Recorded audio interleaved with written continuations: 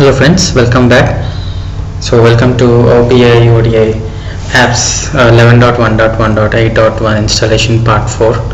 So in previous video we have seen installing of Oracle VirtualBox and installing Oracle Linux 6.5 version on top of VirtualBox, and we have created a user called Oracle, and we have installed the VirtualBox guest editions. Okay, so in this tutorial or video we will be seeing how to configure your network in Linux. Okay, and configuring static IP address so that your IP address doesn't change each time you log in. Okay, so the concept behind this is with DHCP. Okay, DHCP stands for Dynamic Host Control Protocol. So whenever you connect to your network, suppose say you have a Wi-Fi router at your home. Okay, so like this here, so I have connected to my Wi-Fi connection here. So each time I restart my laptop or log in freshly, my Wi-Fi router issues a new IP address for laptop each time. Okay, so this procedure is because of the dynamic host control protocol. So this poses some problem to the installables that we are going to do. So the best option is not to use DHCP and to use a configure a static IP address so that your IP address doesn't change and the installables work correctly on your Linux machine. Okay, so let's get started. So open your Oracle VirtualBox. So by now you will be having the entry in here. So this is our Linux operating system entry here. So first you will need to go to settings and go to network, and inside this network adapter section select bridge connection. Okay, select bridge adapter. So before this, make sure you are connected to your Wi-Fi network. Okay, system is connected to the internet via Wi-Fi, and select your Wi-Fi adapter here. Okay, so this is my Ethernet card and this is my Wi-Fi adapter. So make sure you select your Wi-Fi adapter here. Okay, click on OK, and now start your Linux machine.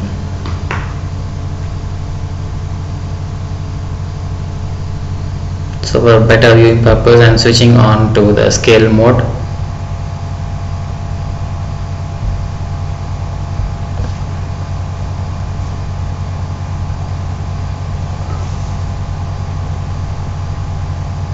So the Linux is booting up.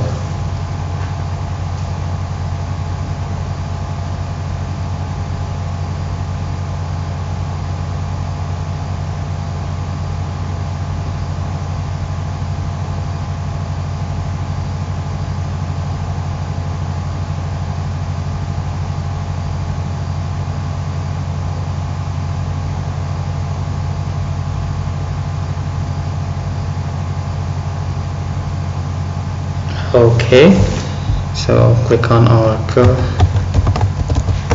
enter your username here, password here, and you should be inside the system. Okay, so the next step that you will be performing is go to system, preferences, network connections. So you will be having the default Ethernet adapter here. So highlight this and click on edit and click on connect automatically and then apply. So for this you will be needing your root password, So the root password that I have set is ACC1234 $. Make sure you enter your root password correctly and then authenticate. Okay, so you can see the green circles that have come here, and now it's in connected mode. Okay, so to better ensure that our network is functioning correctly, there is one command that you can issue from the terminal. Okay, for those who don't know what a terminal is similar to the command prompt that we have in the Windows machine, and where we can enter all the commands. Okay, so similarly in Linux this is called a terminal. So you can find a terminal in applications, system tools, and then terminal. So I'm going to just drag it and put it on my taskbar here, because we will be frequently using this terminal. Okay, click on it, and here you have logged in as Oracle on the host ODI apps. Okay, so that's what this prompt says here. So what we are trying to do here is we are trying to restart the network connection here, so that all the parameters are initialized correctly. So the command for that is /etc/init.b/network/restart. So you should be doing this command as a root user. So from the terminal you can log into root by using su command, su, which is called switch user, su space root. So it will ask you for the root password. Provide the root password here.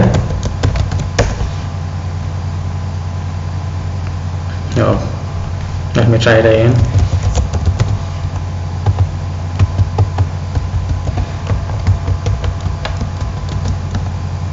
Right, so you can see this has changed. So now we are in as root. So let's issue the command here, /etc/init.d/network space restart.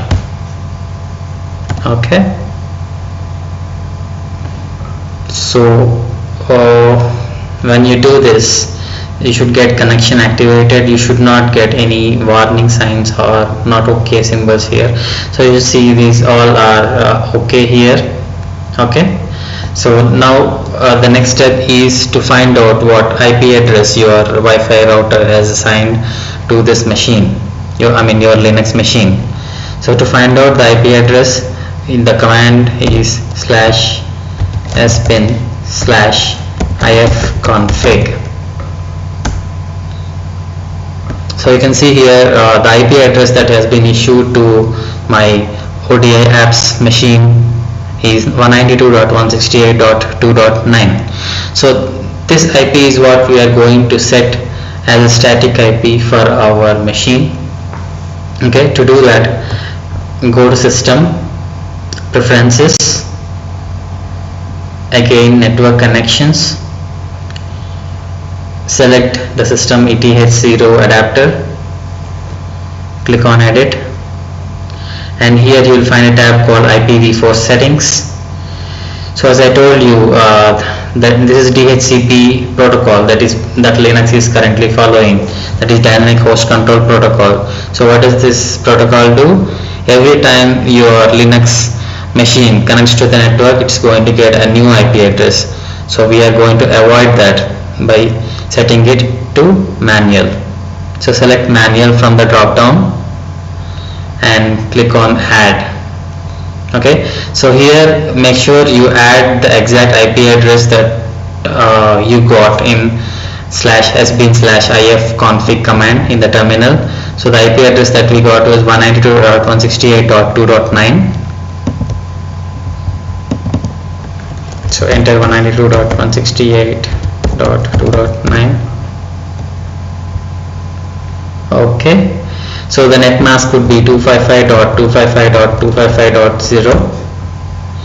and the gateway usually is the last number of the digits should be 1, so the gateway is always 1, so it would be 192.168.2.1. so in case if your network configuration is some other complex thing, or sometimes your IP address are not in 2.1 series, they are in 3.1 series or 1.1 series, so then you know what you are doing. So make sure you specify the correct gateway here, otherwise in normal case it would be the last digit would be always 1.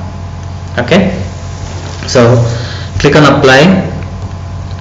It's going to ask the root password again, so enter the root password, authenticate, and we are good to go. Okay, so we have manually set the manual IP address to our Linux machine now. So another last step is to add an entry in /etc/hosts file. Okay, so again you are going to do it as a root user. Make sure you log in as a root user and do this. So this terminal which I am currently using is logged in as root. Okay, if you do a show user, okay, I forgot the command.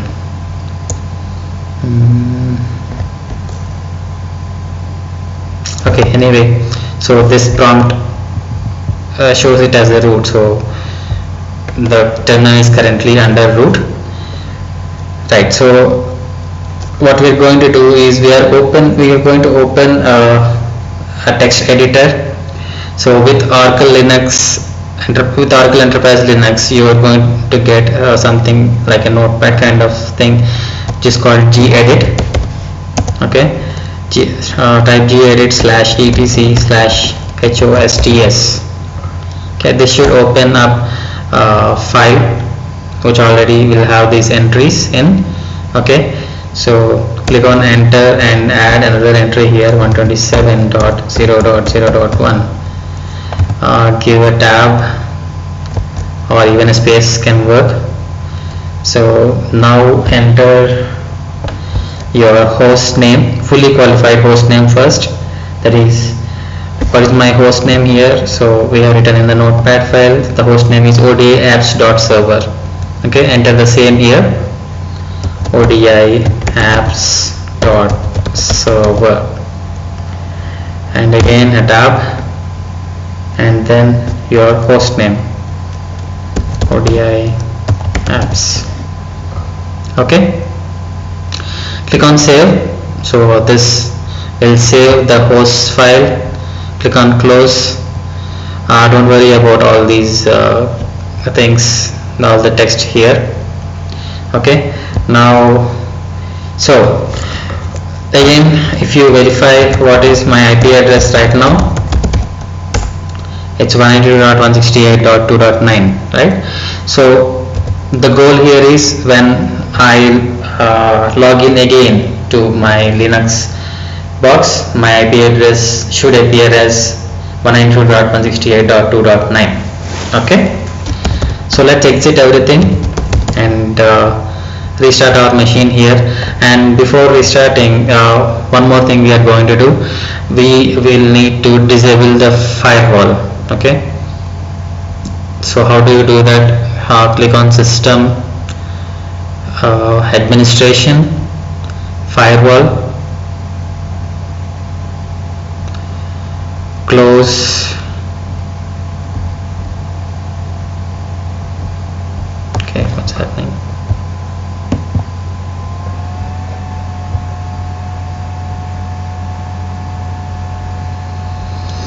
Okay, let's wait for it.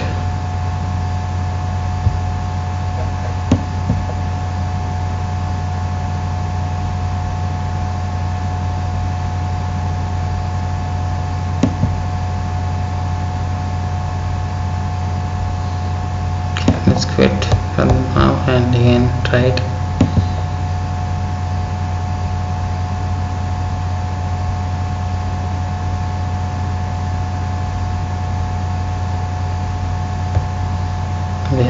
it's asking for the root password now, so type in the root password, authenticate, and now click on disable. Okay, apply, yes. Okay, so we have disabled our firewall now. Click on close and system shutdown, or rather say restart. So we are restarting the system to see if the next time the IP address remains the same. So let's hit on restart.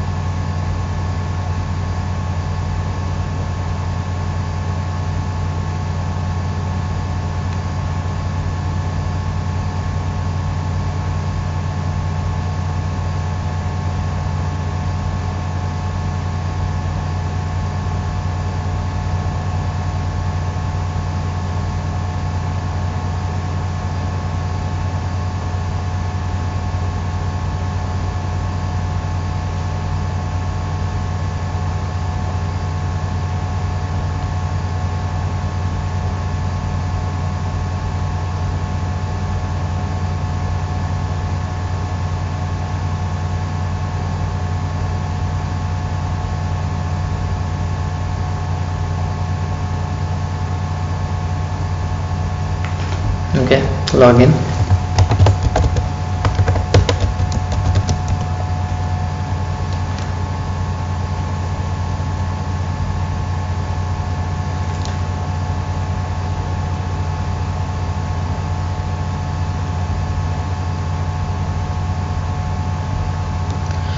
Okay, now I'm going to go to terminal and issue /sbin/if config command.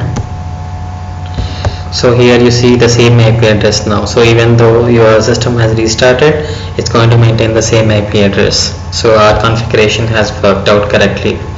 Okay, so that's all for this video. So in this video we have configured our network and configured the static IP address, included the host file entry, and also disabled the firewall. Okay, so in the next video we are going to install Oracle. First we are going to copy all our software into the Linux operating system machine by using a shared folder. So there we are going to use the virtual the guest editions plugin to communicate between the Windows operating system and our Linux operating system. Okay, so stay tuned. Thank you for watching this video.